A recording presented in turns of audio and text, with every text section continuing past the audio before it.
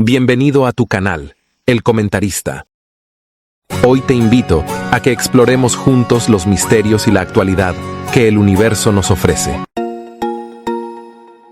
Pero por primera vez la Casa Blanca relaciona como socios al Tren de Aragua, Maduro, Tarek El Aissami, el Cartel de los Soles, y hace varias veces referencia a la investigación aquí, el indictment contra Maduro en las Cortes de Nueva York. ¿Eso qué mensaje te da a ti? Iván, ¿qué implicación tiene que Maduro haya sido señalado directamente como cabeza del Cártel de los Soles, que a su vez coordina acciones con el Tren de Aragua en los Estados Unidos? ¿En qué se traduce este señalamiento? Hoy, por la Ley de Enemigos Extranjeros creada en Estados Unidos en 1798 y rescatada por la administración Trump para perseguir al Tren de Aragua, declarada recientemente como organización terrorista, y al haber asignado oficialmente a Nicolás Maduro como su principal líder y cabecilla, se han abierto todas las puertas para utilizar cualquier mecanismo que se requiera para su erradicación definitiva. No te pierdas este programa que te trae un análisis profundo y experto de lo que puede venir en estos próximos días para el régimen. A continuación, te dejo con 2 recortes de programas que hablan de manera muy profesional sobre este tema. El primero es un diálogo con los extraordinarios periodistas venezolanos Carla Angola y Casto Ocando, y el segundo es una importante entrevista realizada por la periodista venezolana de NTN 24, Idania Chirinos, a Iván Simonovis, venezolano experto en temas de seguridad y que hoy se encuentra en Estados Unidos, muy conectado con los altos mandos de la administración Trump. Con ambos, podrás llegar a tener mejores luces despejando nuestras dudas sobre este tema, aclarándonos mejor los pasos que muy seguramente Donald Trump dará a conocer muy pronto con relación a Maduro. Comencemos, no sin antes pedirte que te suscribas ya que es gratis, me des tu like, actives la campanita y compartas este video, lo que me ayudará un montón para seguir creando contenido como el que a ti te gusta.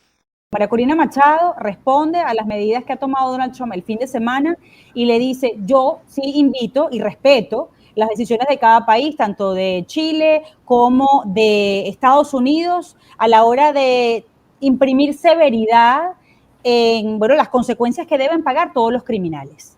Y ella dice, incluso le dijo en la entrevista a Don Junior, que ella misma, cuando sea gobierno, cuando sea vicepresidente, ella también va a castigar a estos criminales. Pero también hace una diferencia y distingue a los venezolanos inocentes, como ella los llama, los venezolanos de bien, y pide medidas de protección para esos venezolanos, que de alguna manera se haga una investigación tan exhaustiva en los cuerpos de inteligencia aquí en los Estados Unidos, que no se vaya a confundir a un criminal de asesinato, de robo, de tráfico humano, de tráfico sexual, de estos que secuestraron a mujeres, según la Secretaría de Prensa de la Casa Blanca en Florida, en varios estados, para después prostituir a estas mujeres.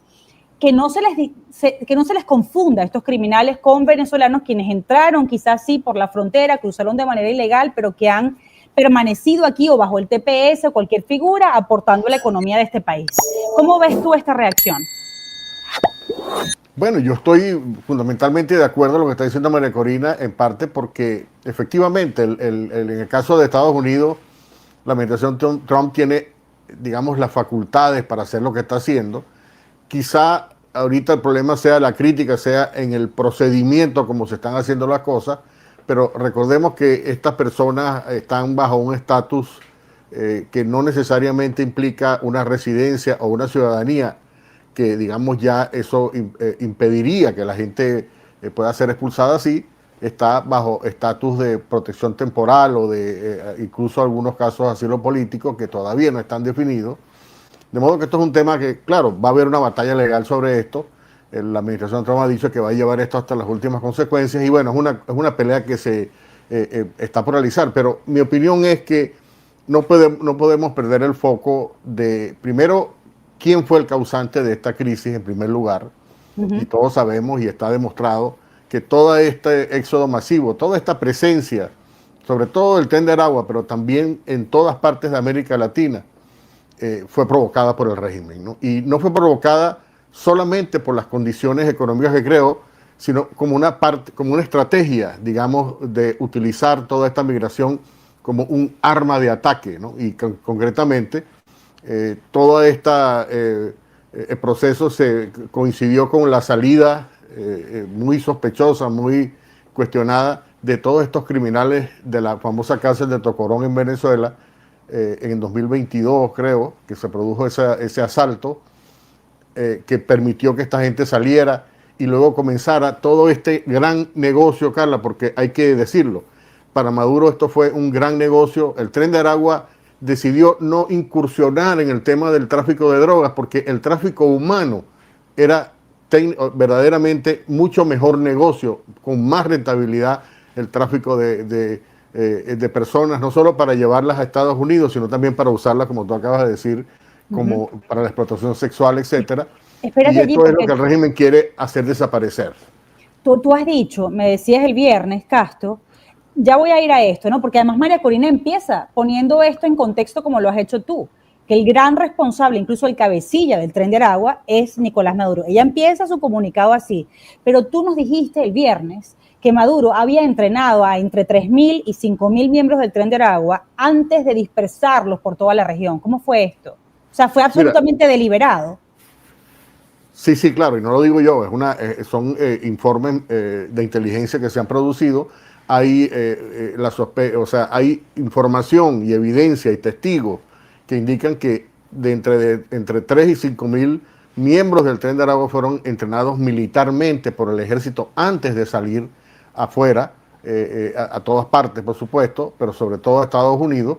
Y esto es un elemento probatorio para la administración Trump de que efectivamente se trata de unas condiciones, no es una simple invasión, digamos, desde el punto de vista migratorio, no es gente que estaba desesperada a salir, sino es una cosa organizada, incluso militarmente, para provocar un daño que era básicamente, el objetivo era sembrar el caos, y lo sigue siendo, porque ha habido, por ejemplo, algunas indicaciones de que es posible que los mismos miembros del Tren de Aragua que están siendo deportados están volviendo a tratar de entrar a Estados Unidos, de modo que continúa eso, y eso es una de las cosas que indica la orden ejecutiva, que me parece que es bien clara en ese particular. Lo que te quería plantear era, gracias, bro, por avisarme, que el Tren de Aragua fue definido el fin de semana, antes de entrar en lo que devino después, el fin de semana, en medidas relacionadas no solo contra miembros del Tren de Aragua de enviarlos a El Salvador. Pero vamos a empezar por el sábado. El sábado hubo una declaración de la Casa Blanca, en la que la Casa Blanca, por primera vez, ya lo había hecho Marco Rubio, ya lo había hecho el Departamento de Estado, Mike Waltz, pero por primera vez la Casa Blanca relaciona como socios al Tren de Aragua, Maduro, Tarek El Aissami, el Cartel de los Soles, y hace varias veces referencia a la investigación aquí, el indictment contra Maduro en las Cortes de Nueva York. ¿Eso qué mensaje te da a ti? Mira, son dos lecturas fundamentalmente. Uno, es obvio que ellos necesitaban plantear este tema como una amenaza casi que bélica, como una guerra asimétrica en este caso, para justificar la emisión de este tipo de medidas más radicales. Y la razón que se produce esta orden ejecutiva es porque ya había habido una serie de, demandas judiciales en diferentes cortes de los Estados Unidos para detener las deportaciones. Incluso hay 3 demandas, como tú sabes, para detener la suspensión del TPS. No se sabe si eso va a tener resultado, pero lo que está haciendo la administración Trump es echando mano de un recurso que básicamente plantea: yo tengo la libertad para hacer esto, pero lo que me parece llamativo, y esta es la segunda lectura, es que finalmente pone a Maduro en el centro del problema, y no solamente del problema migratorio, sino básicamente plantea un escenario en el cual ellos dicen: estamos en guerra, Maduro tiene una guerra montada contra Venezuela, y además como jefe del Cartel de los Soles, como jefe, es decir, básicamente designa a Maduro como cabecilla de 2 organizaciones terroristas. Uno es el Tren de Aragua, que fue recientemente designada, pero además habla de una organización narcoterrorista, si pudiera ser eso algo peor, que es el Cartel de los Soles. De modo que, y es una definición, Carla, que es muy importante porque está inscrita en una orden ejecutiva que básicamente es una política que puede formar parte ahora de la política exterior de los Estados Unidos, de la misma manera como la suspensión, por ejemplo, de la licencia de Chevron le permitió al secretario de Estado, Marco Rubio, decir, bueno, ya que esta es la política de suspender la licencia de Chevron, vamos a extenderla a las otras compañías que también tienen licencia, de modo que esto también se puede aplicar, ¿no? Y yo creo que la parte más interesante, yo entiendo que el tema migratorio es muy importante y es muy sensible, y eso hay que, tratar de, como dijo María Corina, ¿no? Que se produzca las maneras adecuadas y bajo la ley, que se permita el derecho a la defensa, claro, etcétera, etcétera, ¿no? Y esto va a ser parte de la batalla. Pero la otra parte importante es que esta orden ejecutiva no solamente abre la puerta, sino que casi que obliga a la administración Trump a responder a esa amenaza. O sea, si tenemos una amenaza de ese tamaño, en la cual Venezuela está dirigiendo un esfuerzo bélico, asimétrico, no convencional contra Estados Unidos, entonces Estados Unidos tiene la obligación de reaccionar frente a ese esfuerzo bélico. ¿Qué quieres decir con eso, Castro? ¿Qué quieres decir con eso? ¿Qué quieres decir con reaccionar? O sea, ¿qué estarías esperando tú con reaccionar? María Corina ha pedido varias veces lo que llaman el law enforcement, pero ¿qué llamas tú reaccionar? Porque además ya Donald Trump ha vinculado a ISIS o ha comparado a ISIS con el Tren de Aragua. ¿A qué llamas tú reaccionar? Bueno, hay muchas maneras de reaccionar. Una manera, y yo digo que no solamente reaccionar contra los inmigrantes concretamente acusados de ser miembros del Tren de Aragua, sino contra los cabecillas y donde se está produciendo, donde se está decidiendo esta guerra, que es en Venezuela, que es en el seno de la dictadura. Y hay múltiples reacciones. Por ejemplo, hoy el Wall Street Journal está proponiendo que ya hay suficientes razones para establecer una política de máxima presión, de la misma manera como lo están haciendo, por ejemplo, con Irán, ¿no? Y ahora se ha extendido el tema de Irán porque, y es muy similar a lo que está pasando en Venezuela. Trump acaba de amenazar a los grupos terroristas de Yemen, a los Houthis, pero no solamente a los Houthis, se los está atacando, sino que está advirtiéndole a Irán: cualquier cosa que hagan los Houthis es responsabilidad suya y vamos a atacarlos también a los iraníes. Es decir, que aquí hay una responsabilidad. Entonces sería equivalente poder decir, estamos atacando al Tren de Aragua, pero también a los principales propulsores que están en Venezuela, que deberían sufrir las consecuencias. Entonces hay una variada gama de opciones, por supuesto, desde, digamos, esta política de presión máxima es una opción. La otra es una salida policial, que también la ha sugerido María Corina Machado. Es decir, ¿qué significa una salida policial? Bueno, la captura de personas solicitadas por la justicia de Estados Unidos, comenzando por Nicolás Maduro, Diosdado Cabello, Vladimir Padrino, toda esa acusación que, por cierto, se estableció, la anunció en 2020 el Departamento de Justicia, ¿no? Definiendo toda una cantidad de personajes allí, está Diosdado Cabello también, hay un montón de personas. Debería ejecutarse, digamos, esas órdenes de captura, pero además también eso abarca, no estoy diciendo que va a ocurrir, pero abarca la posibilidad incluso de ataques selectivos, como se está haciendo exactamente en el caso de, por ejemplo, de ISIS, cuyo segundo máximo líder acaba de ser básicamente eliminado en un ataque de precisión. Esto también perfectamente pudiera producirse. Y, Carla, yo diría algo más. Mi madre. No hace falta que llegar al extremo, solamente la sola advertencia de decir que eso puede ocurrir, eso inmediatamente provoca. Pero lo que tú nos quieres decir, tú lo que nos quieres decir es que por los pronunciamientos más recientes del sábado y también antes la comparación que hace Donald Trump de ISIS con el Tren de Aragua, para esta administración, el Tren de Aragua y los asociados, como los mencionó Cartel de los Soles, Maduro, Tarek El Aissami, para esta administración son objetivos militares. Bueno, lógico. Cuando tú estás hablando cuando tú echas mano de una ley muy antigua, pero igual ley, donde se declara básicamente a unos elementos como enemigos del país porque están desarrollando una guerra, ¿de qué estamos hablando? Estamos hablando de por supuesto que estas personas se convierten automáticamente en objetivos militares, porque es un tipo de agresión que la definió la orden ejecutiva. Es decir, me parece que el gran aporte de esta orden ejecutiva es que plantea las cosas, aunque no fue ese el propósito, quizá el propósito fue solamente para justificar las deportaciones, digamos, sin pasar por un proceso más engorroso o judicial que pudiera detener esas acciones. Ahora el efecto es mucho más expansivo porque frente a esta amenaza, obviamente la respuesta no es únicamente enviar deportados a El Salvador o a cualquier otro país. El tema es enfrentar el origen de este mal, de esta amenaza, de esta guerra que está definida en esa orden ejecutiva y que además tiene una cantidad importante de agravantes, ¿no? Que también Estados Unidos las conoce, que son las relaciones, por ejemplo, con los carteles terroristas de las drogas en México, por ejemplo, las relaciones que existen con Hezbollah. Fíjate que el día de hoy, por ejemplo, Estados Unidos anunció una oferta de $10 millones por información que ayuda a desmantelar las redes de contrabando de dinero en el aeropuerto del Líbano. Sabemos que mucho de ese dinero que financia a Hezbollah viene de Venezuela. Viene de otros lugares también, pero viene de Venezuela. Y Venezuela es digamos, un patio de operaciones para Hezbollah y para Irán. De modo que hay no solamente la amenaza del Tren de Aragua como tal, sino también otras amenazas quizá tan importantes, muy importantes. El Wall Street Journal, por ejemplo, decía que Venezuela le ha comprado más de $20 mil millones en los últimos 20 años a Rusia.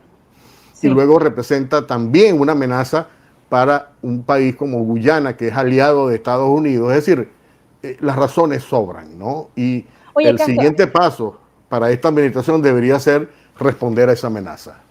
Aquí está de acuerdo contigo José Isachi, dice 100% de acuerdo con Castro, quizás la manera como lo está haciendo Donald Trump no es la adecuada, él lo ve así, pero ya sentó las bases para actuar sobre cabecillas del cartel de los soles, del Tren de Aragua.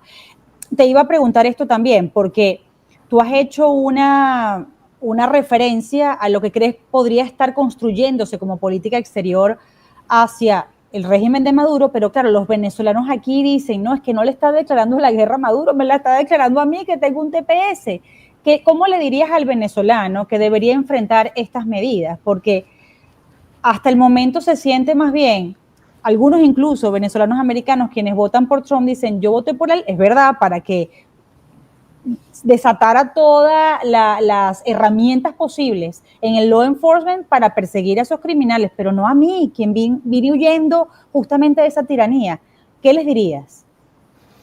Mira, es un tema bastante complicado, es difícil, está afectando, por supuesto, muchas familias y naturalmente y lamentablemente, diría yo, todo este tema de la migración venezolana está entrando en este campo de batalla que tiene la administración Trump con las políticas que desarrolló la anterior administración Biden, que abrió indiscriminadamente las fronteras para que ingresara todo el mundo.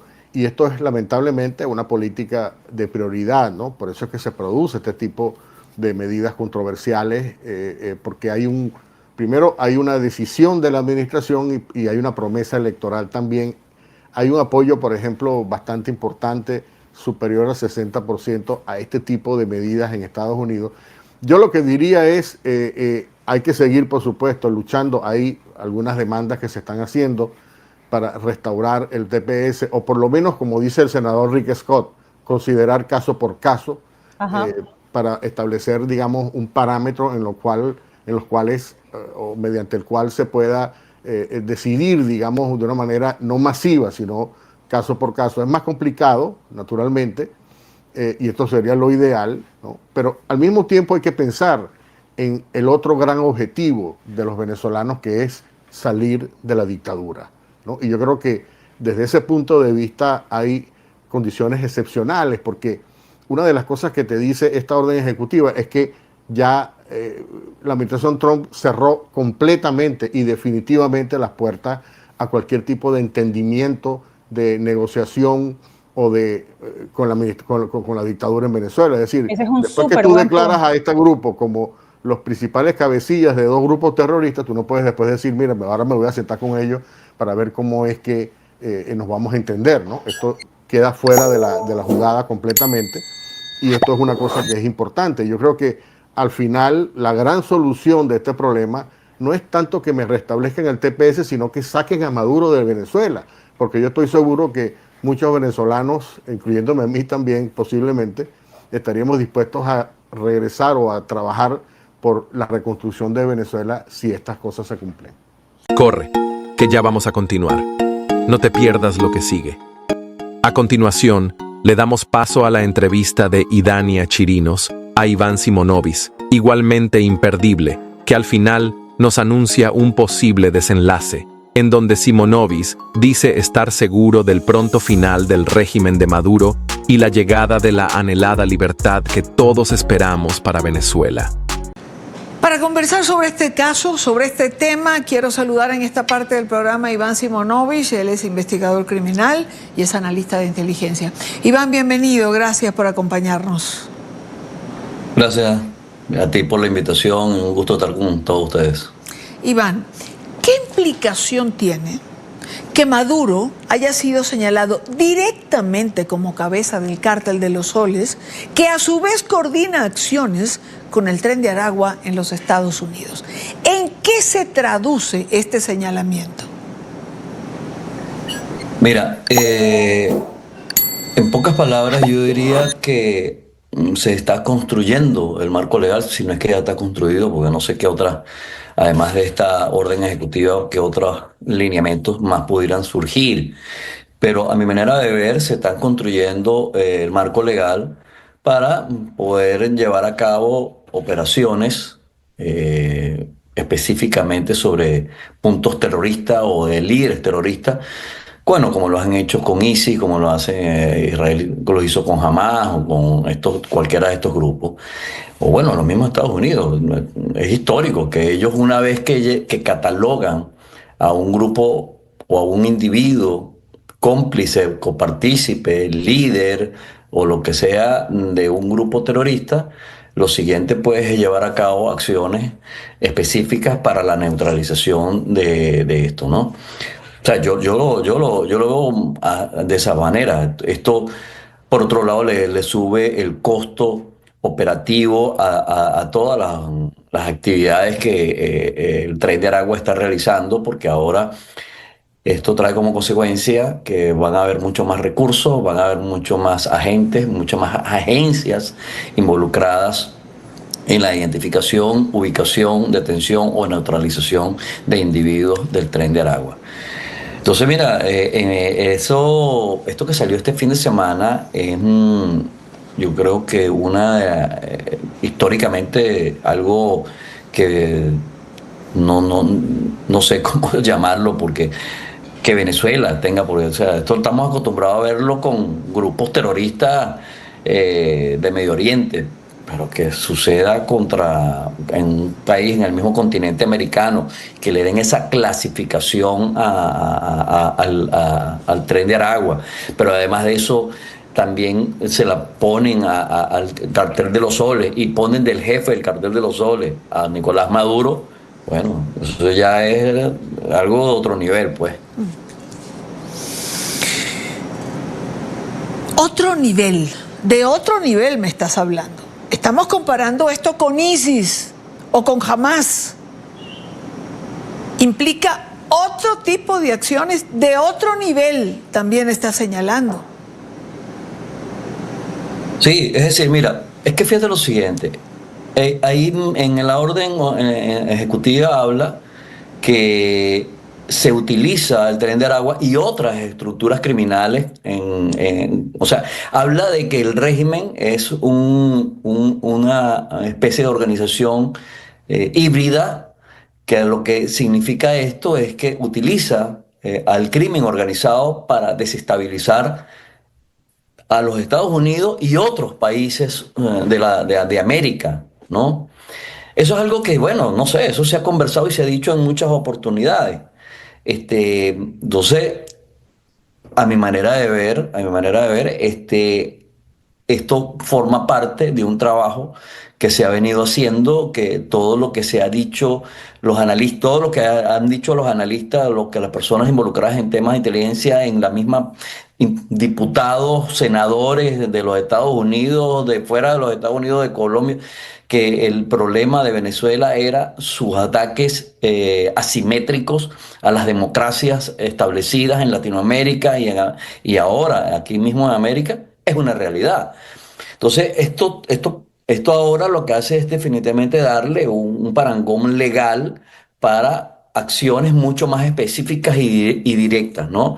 Aquí no hay ya más otras más acciones. O sea, ahí tienes tú lo que ha pasado con Guyana, lo que ha pasado en otras oportunidades, o sea, lo que está pasando con el Tren de Aragua. O sea, todo para mí forma parte de la construcción del camino legal para llevar a cabo tareas, operaciones, misiones específicas sobre líderes específicos del terrorismo.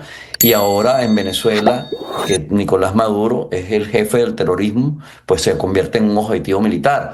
Así como Niño Guerrero, así como Diosdado Cabello. Es más, esto también abre la posibilidad porque esto es una realidad. Han aniquilado a terroristas en diferentes partes del mundo. Y eso lo han hecho a veces sin ni siquiera, o sea, de una manera muy específica. Y el caso Bin Laden, por ejemplo.